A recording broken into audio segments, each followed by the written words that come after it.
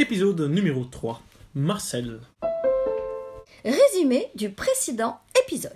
À Radio Rouen, nous en sommes au 3e meurtre. En effet, Bennett Mimile est mort empoisonné. Les inspecteurs Bolomé et Bonvin se dirigent vers le bureau 314 après avoir attaché le cuistot à la rambarde de l'ascenseur. Patron, vous avez vu la phonothèque? Ça sert à quoi, la phonothèque? C'est la clé de voûte de la radio. Vous êtes qui, vous? Jean-Eugène Trincon, responsable de la phonothèque. Demandez-moi ce que vous voulez, j'ai toutes les références en tête. C'est quoi votre boulot ici? Eh bien, nous écoutons et classons de la musique. Bah non, je disais votre travail, c'est quoi? C'est ça, on reçoit des disques, on les écoute et on les classe. Attendez, vous voulez dire que ça fait des années qu'on paye une redevance pour engraisser des types qui passent leur journée à écouter de la musique? Il s'agit d'un travail très sérieux, très prenant, très chronophage. Vous ne pouvez pas imaginer. Ah non, ça c'est au-dessus de mes forces. Tenez, par exemple hier, j'ai reçu un disque de musique contemporaine, mais avec des instruments classiques et un soutien électronique. Ouais, et alors? Eh bien, je les classe sous classique, contemporain, électronique. Et si en plus il y a un tam-tam et une flûte de pan, je range ça où, moi? Dans la catégorie afro-latino-contemporo-électrico-classique? Bah ouais. Eh bien non, monsieur. Nous avons des règles à respecter. La priorité est donnée au refrain. C'est le refrain qui fait froid. Patron, je crois qu'on n'aurait jamais dû commencer cette conversation. Correct. Vous savez où trouver Marcel du bureau 314? Au bureau 314. Bon, assez rigolé. Jambes écartées, mains contre le mur. On va se faire une petite fouille au corps. Non, pitié! Je suis chatouilleux! Il est au bout du couloir, à gauche! Non, pardon, à droite, toujours à droite! C'est fou qu'on soit obligé de s'énerver pour se faire comprendre ici. Je suis libre alors? Ouais, ça ira pour cette fois. Bon, on se fait une petite course poursuite jusqu'à ce bureau 314 pour nous détendre.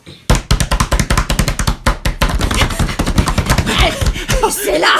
Oui, 314. Allez, recule-toi. On va le prendre par surprise. 1, 2, 3, et boum. oh les mains! Police, que personne ne bouge!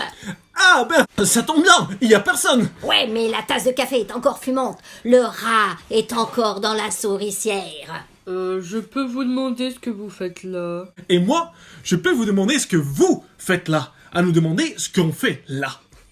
Qu'est-ce que vous me voulez? Et vous êtes qui d'abord? Inspecteur Bonvin et Bolomé. Et on est chargé de l'enquête. Encore une enquête, ça y va en ce moment. D'abord, il y a les cigarettes, la satisfaction du personnel, l'ergonomie, les postes de travail, le taux de productivité. C'est quoi cette fois? Une enquête de synthèse pour tout résumer? Vous ne savez pas qu'il y a eu 3 assassinats dans les dernières 24 heures. Ah non, moi je regarde pas la télé, j'écoute pas la radio, je lis pas les journaux. Mais vous, qui êtes-vous à la fin? Marcel, Le croac? comment? Vous m'avez très bien compris. Dites-nous plutôt ce que c'est que ces CD. C'est un CD gravé. Jouez pas au plus malin, vous pourriez bien gagner. Bon, ça suffit, à la fin, qu'est-ce que vous me voulez? Quand avez-vous gravé ce compact disque? Mais jamais de la vie, j'ai un iPod. Je ne consomme pas ces CD qui polluent la planète. Donc c'est pas vous qui avez gravé ce CD? Mais faut que je vous le dise en latin ou quoi? Je n'ai pas de gravum de discours. Un instant, s'il vous plaît. Oui, allô? Charles et Marcel, j'écoute.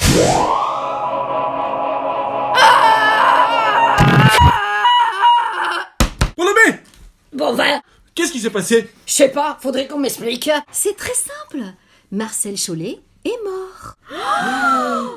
Par le truchement de la diffusion d'un signal sonore amplifié, l'oreille interne de Marcel n'a pas résisté.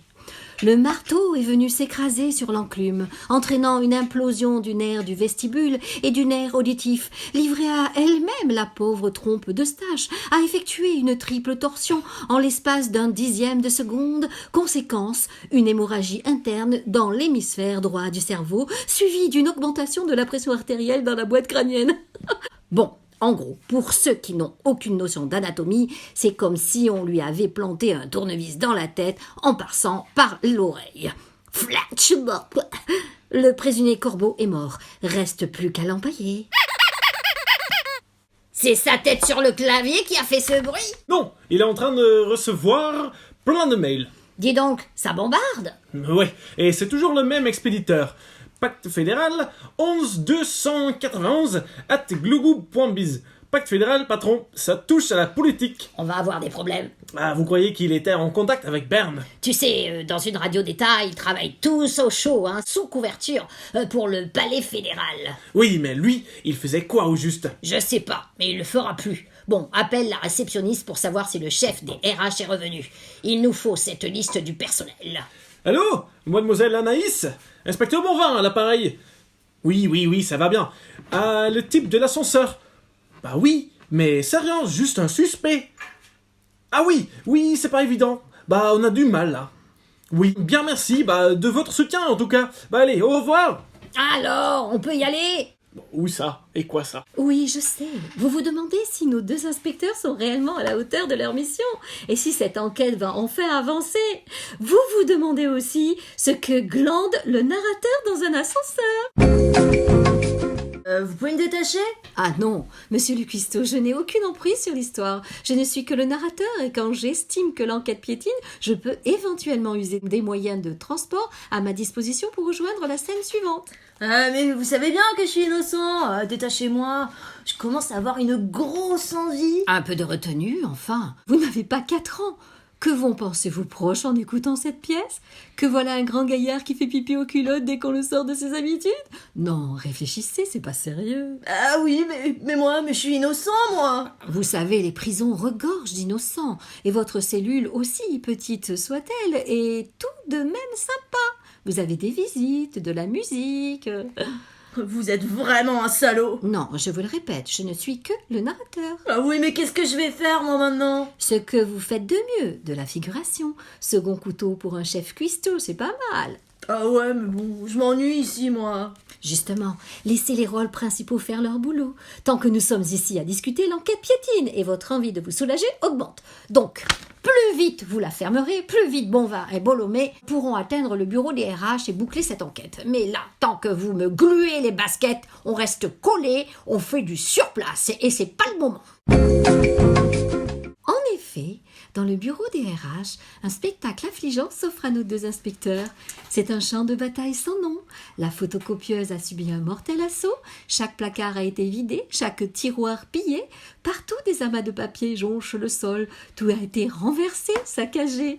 Au milieu du carnage gît le corps de Céline Lonjumeau, stagiaire, entrée à la radio il y a 3 mois. Alors ça c'est la guigne. Ouais, décidons, quelqu'un ne veut pas qu'on mette la main sur cette foutue liste du personnel. Ah, encore une chance. Il n'y a pas de mort. Te réjouis pas trop vite, regarde où tu marches. Depuis le début, patron, on marche sur des œufs. Faux, tu marches sur une touffe de cheveux. Ah oui? Et s'il y a des tifs, c'est qu'on devrait trouver une tête pas loin. J'ai une belle tête, toute nue, rasée et bourrée de bandes magnétiques. Une tête encore vissée sur un buste. Cool, au moins on n'aura pas à se recoltiner un pulse. Ah, je penserais à un truc. J'aime pas quand tu penses. Si on convoquait tout le personnel dans une salle pour un interrogatoire géant. Ouais, ça me retourne le bide de te l'avouer, mais c'est une bonne idée. Si ces meurtres sont liés, on devrait finir par le savoir. En plus, vu le niveau de panique qui commence à régner, ça calmera tout le monde si on fait le point. En effet, depuis l'annonce de la mort de Germaine Coine, depuis l'explosion de la laga de Michelot dans le parking, depuis le décès de Bennett Mimile à la cantine, depuis l'hémorragie extériorisée de Marcel dans son bureau, depuis la découverte du cadavre de Céline Lonjumeau, un vent d'irrationalité souffle dans tout le bâtiment. Tout le monde suspecte tout le monde. Il est temps que la réunion démarre. Et c'est ce que nous saurons au prochain épisode.